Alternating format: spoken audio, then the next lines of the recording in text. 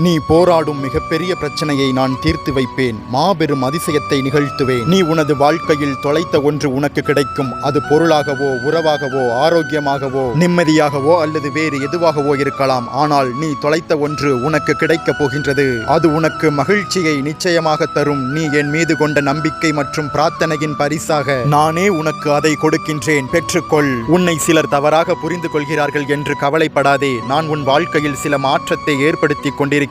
அவசரப்படாதே. மனிதர்கள் மாறுவது இயல்பு. நீ எந்த முடிவையும் உணர்ச்சி வசப்பட்டு எடுக்காதே. என் வேல் வந்து உனக்கு உறுதுணையாய் நிற்கும். நீ செல்ல வேண்டிய பாதையை காட்டும். உன் வாழ்வின் பிற்பகுதி மிகவும் அழகானது, மகிழ்ச்சியானது, உனக்கு சாதகமானது. அதை நீ புரிந்து கொள். இன்றை வைத்து எதிர்காலத்தை தீர்மானிக்காதே. உன் எதிர்காலம் மிகவும் வசந்தமானது. இன்று முதல் உன் வாழ்வில் நல்லது நடக்க தொடங்கும். முருகனின் பரிபூரண ஆசி உனக்கு கிடைத்துவிட்டது. நீண்ட நாள் துன்பங்களும் துயரங்களும் முடிவுக்கு வந்து நீ தொட்டதெல்லாம் துளங்கும். இன்பம் உனக்கு சொந்தமாகும். மகிழ்ச்சியாய், ஆனந்தமாய், சந்தோஷமாய், நிம்மதியாய், இன்பமாய் வாழப் போகின்றாய். இது இந்த முருகனின் ஆசீர்வாதமாகும். ஓம் சரவணபவ.